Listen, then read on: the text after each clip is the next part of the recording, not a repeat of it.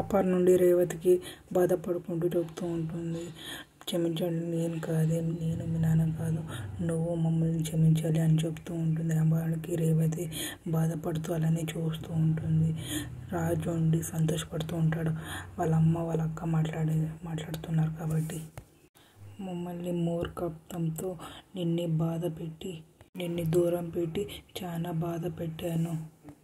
అందరూ ఉన్న ఎవరు లేకుండా వాడి పసివాడిని పెంచాను అని చెప్తూ ఉంటుంది. ఆ మాడికి స్వరాజరాజు మనవడు అలానే చూస్తూ ఉంటాడు.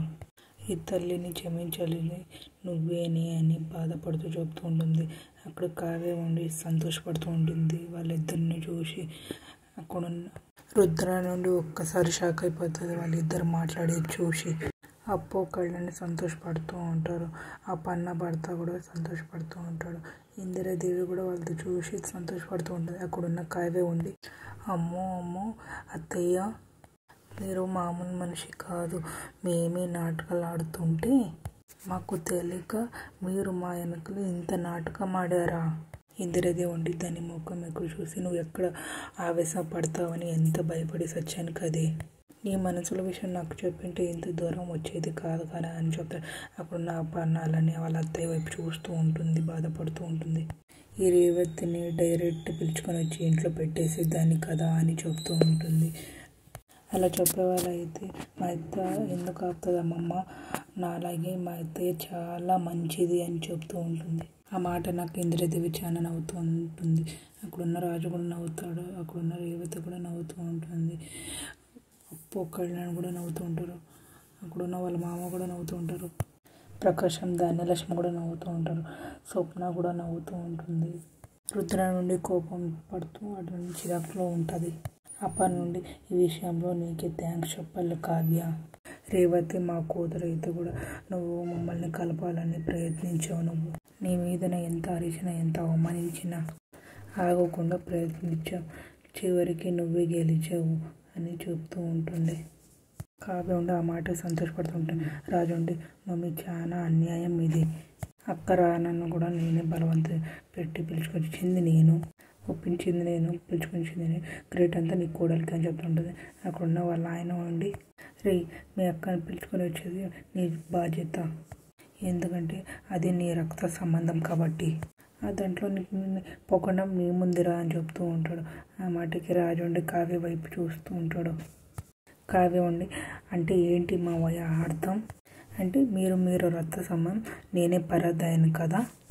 అప్పటి నుండి అమ్మ తల్లి ఇప్పుడే కూతురు కలిసిందని ఆనందంలో ఉన్న, మళ్ళీ నువ్వు రాద్దంత చెయ్యకే, నీకు దండం పెడతాను అని చెప్తూ ఉంటుంది. అప్పన్న అక్కడున్న కావ్య ఉండి, సరే అత్తయ్య, ఈసారి మావయ్య మాట విని వదిలేస్తున్నానని చెప్తూ ఉంటుంది కావ్య. ఆ మాటకి అపన్న నవ్వుతూ ఉంటుంది. అపన్న భర్త కూడా నవ్వుతూ ఉంటాడు. రేవతి కూడా నవ్వుతూ ఉంటుంది. రాజు కూడా నవ్వుతూ ఉంటాడు. అక్కడ అపన్న ఉండి మనవాడిని పిలుస్తూ ఉంటుంది. వాళ్ళ ఫ్రెండ్ ఇలారా అని చెప్తాడు. అక్కడున్న వాళ్ళ మనవడు పోతాడు. నీకు నిజం తెలిసి కూడా దాపెట్టావు కదా అని చెప్తూ ఉంటుంది. అక్కడున్న స్వరాజరాజు ఉండి, అలా చేయకపోతే ఇలా కలిసేవాళ్ళు కాదు కదా ఫ్రెండ్ అని చెప్తూ ఉంటాడు. అప్పటి నుండి ఆ మాటకి నవ్వుతూ ఉంటుంది. మనవడికి ముద్దు పెట్టి బిడ్డని అద్దుకుంటుంది. అక్కడున్న అప్పు ఉండి ఆలోచిస్తూ ఉంటుంది వాళ్ళ అక్క గురించి. అక్కడున్న కళ్యాణ్ నుండి పుట్టి అని అనుకుంటూ అప్పు కడుగుతూ ఉంటాడు.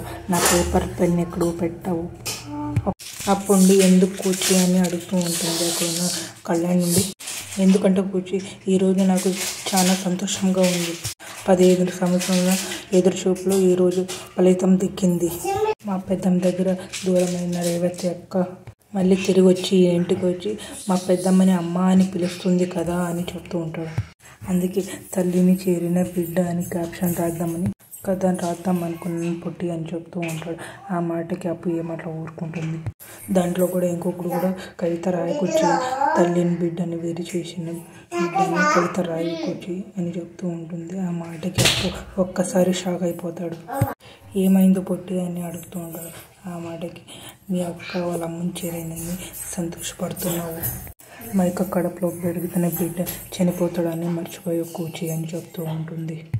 కళ్యాణ్ నుండి ఆలోచిస్తూ ఉంటాడు. అప్పుడు మైకకి ఎలా చెప్పాలో అర్థం కావట్లేదు కూచి, చెప్పకపోతే అక్క కండిషన్ ఎంత కిటికీలు మారిపోతుందో అర్థం కావట్లేదు అంత గందరగోళంగా ఉంది కూర్చి అని చెప్తూ ఉంటుంది. కావ్య ఉండే అప్పుకి మీ బావ ఉండి ఆడపిల్ల పుట్టాలని ఛాలెంజ్ చేస్తున్నాను, నువ్వు చెప్ప అప్పు ఎవరు పుడతారని అని చెప్తూ ఉంటుంది కావ్య. అక్కడున్న అప్పు ఉండి నీకు ఎవరో పుట్టరక్క అని చెప్తూ ఉంటుంది.